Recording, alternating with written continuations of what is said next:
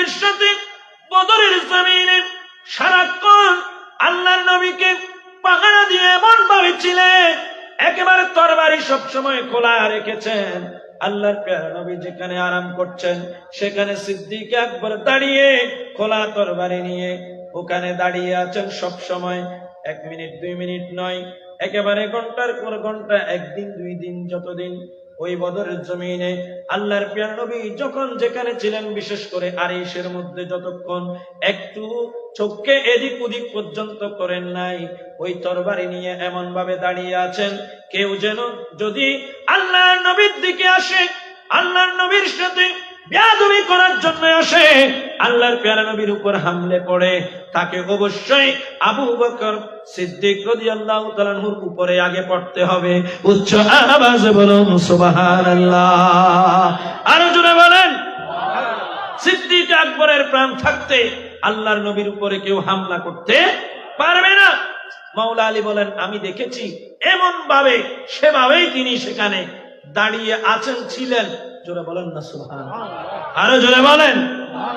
হযরতে মাওলা আলী মুশকিল কুশা শেরে খুদা রাদিয়াল্লাহু তাআলা আনহু, তিনি একদিন তার তাবেঈদেরকে জিজ্ঞেস করছেন, এ আমার তাবেঈরা, যে কি বলো, আল্লাহর জমিনের মধ্যে সবচেয়ে বীর পুরুষ কে? সবচেয়ে বড় বীর পুরুষ আমাদের মুসলমানদের ভিতরে নয়, গোটা জাতির ভিতরে, গোটা দুনিয়ার মধ্যে, মানুষের ভিতরে সবচেয়ে বড় বীর পুরুষের নাম কি? তখন তাবেঈরা বলেন, একজন উঠে বলেন, ও, সবচেয়ে বড় বীর পুরুষ হচ্ছেন আপনি মাওলা আলী শেরে খোদা। জোরে সোরে বলেন সুবহানাল্লাহ। আরো জোরে বলেন। মানাস জাউন নাস কিলা আনতা, একজন বলল যে আপনি সবচেয়ে বড় বীর পুরুষ। মাওলা আলী রাদিয়াল্লাহু তাআলা বলেন, নয় নয়, আমি সবচেয়ে বড় বীর পুরুষ এটা নয়, সবচেয়ে বড় মানুষের ভিতরে বীর পুরুষ হলো আবু বকর সিদ্দিক। জোরে বলেন না সুবহানাল্লাহ। আরো জোরে বলেন। সবচেয়ে বড় বীর পুরুষকে আবু বকর সিদ্দিক। তিনি ব্যাখ্যা দিচ্ছেন, কারণ হলো বদরের জমিনে আমি আলী দেখেছি, যখন বলা হলো আল্লাহর নবী একটা আরিশের মধ্যে, আরিশ মানে আল্লাহর নবীর জন্য একটা মঞ্চ বানানো হয়েছে, বদরের যুদ্ধ হবে মাঠে, কিন্তু এক পাশে যারা হজে গিয়েছেন, বদর জমিনে যারা গিয়েছেন, আপনারা দেখেছেন সেখানে একটি মসজিদ আছে, ওই মসজিদের নাম মসজিদুল আরিশ। মসজিদুল আরিশ সেই জায়গার মধ্যে, যেখানে এখন মসজিদ আছে, সে স্থানের মধ্যে আল্লাহ প্যারা নবীর জন্য একটা আরামের জায়গা বানানো হয়েছে, ওখানে আমার প্যারা নবী বসবেন।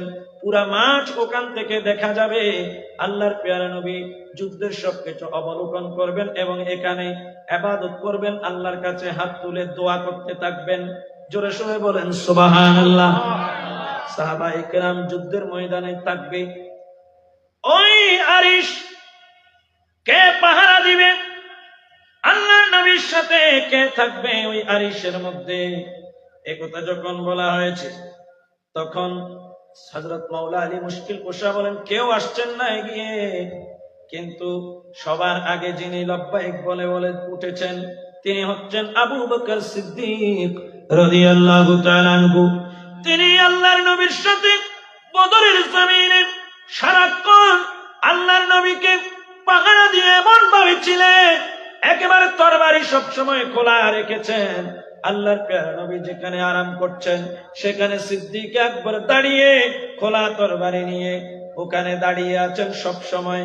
1 মিনিট 2 মিনিট নয়, একেবারে ঘন্টার পর ঘন্টা, একদিন 2 দিন, যতদিন ওই বদরের জমিনে আল্লাহর প্রিয় নবী যখন যেখানে ছিলেন, বিশেষ করে আরিশের মধ্যে যতক্ষণ একটু চোখকে এদিক ওদিক পর্যন্ত করেন নাই, ওই তরবারি নিয়ে এমন ভাবে দাঁড়িয়ে আছেন, কেউ যেন যদি আল্লাহর নবীর দিকে আসে, আল্লাহর নবীর সাথে বেয়াদবি করার জন্য আসে, আল্লাহর প্যারা নবীর উপর হামলে পড়ে, তাকে অবশ্যই আবু বকর সিদ্দিক রাদিয়াল্লাহু তাআলা আনহুর উপরে আগে পড়তে হবে। উচ্চ আওয়াজে বলুন সুবহানাল্লাহ। আরো জোরে বলেন। সিদ্দিক আকবরের প্রাণ থাকতে আল্লাহর নবীর উপরে কেউ হামলা করতে পারবে না। মাওলা আলী বলেন, আমি দেখেছি এমন ভাবে সেভাবেই তিনি সেখানে দাঁড়িয়ে আছেন, ছিলেন।